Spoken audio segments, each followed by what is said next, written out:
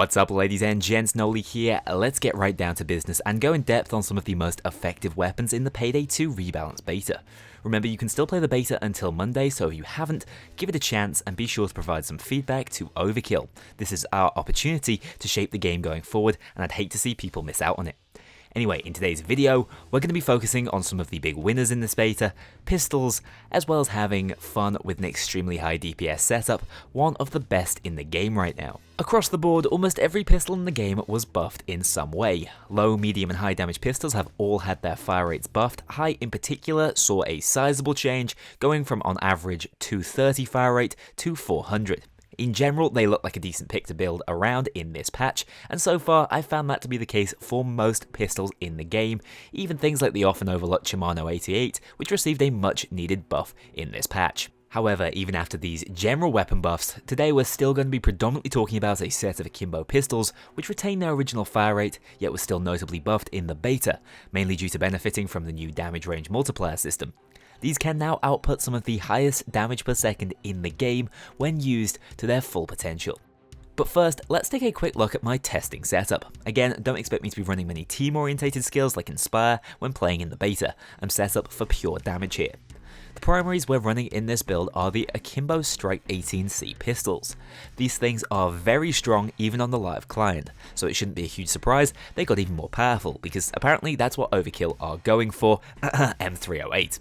I'm not complaining though, fully auto pistols have always been a blast to use, so I'm happy to see them holding their viability.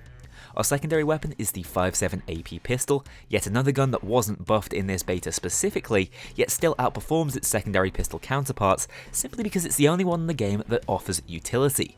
This thing actually is armor piercing, so shields, walls, collaterals are all fair game with it. If you have a team that's already dealing well with shields, you can choose to switch to something like the Baby Deagle here, as it has far greater ammo capacity and ammo sustain, but generally the utility is just too valuable to pass up on, indicating to me that the pistol class is still grossly imbalanced internally, even after the beta.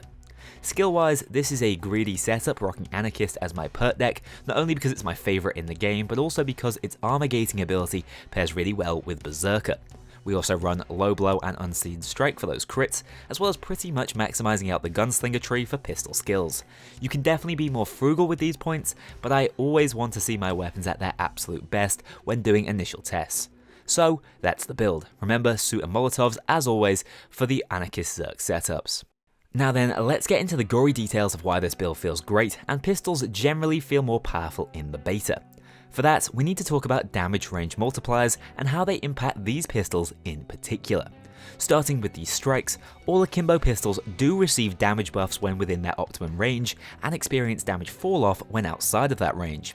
For most, this optimum is found when shooting within 3 meters of the target, and they will all be at their weakest from anywhere between 19 to 22 meters, depending on the type of pistol. Here's where it gets good, however.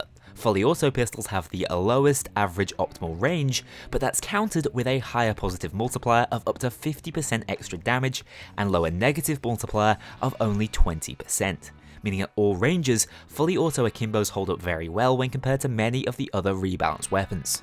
So much so, this looks like a buff to what was already the most powerful weapon type in the category in my opinion, making your general choice of Akimbo pistol easy to make, fully auto all the way. I've always found that the strikes hit the sweet spot for me, but you can absolutely also try out any of the Federales weapon pack pistols if you'd like to try something a little different. As for our secondary, the 5.7 AP is really in this build just for the utility it brings, so it's going to be tough to replace. In this patch, it receives a 30% damage multiplier within 5 meters and falls off to a maximum 40% negative multiplier at around 26 meters. This is because it falls into the high damage low capacity category of pistol, so it holds its range well, but suffers quite a substantial damage loss when above that functional range.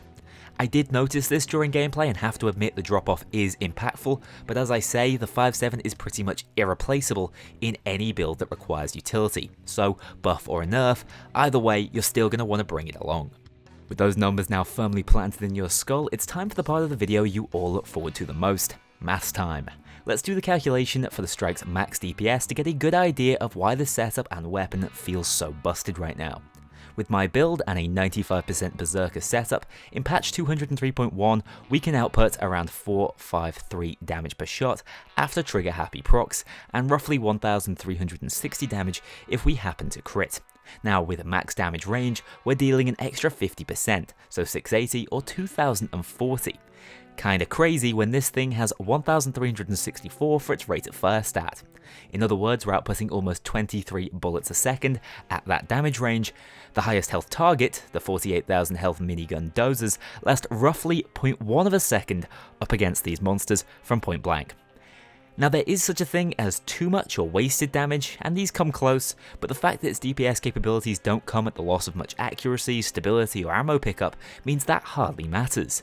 Coupled with its well-sustained long-range damage when fired in bursts, as far as primaries go, it's up there with the best of them, and with other high fire rate DPS options like LMGs and shotguns receiving modest nerfs, the time for the fully auto Akimbo pistol to shine is undoubtedly upon us. Just as an aside, there is one main issue I have with the beta conceptually. The power placement of certain weapon categories has been adjusted, but within those categories the same old weapons keep rising to the top. This is because of how damage range multipliers are fixed to archetypes, instead of being set per weapon.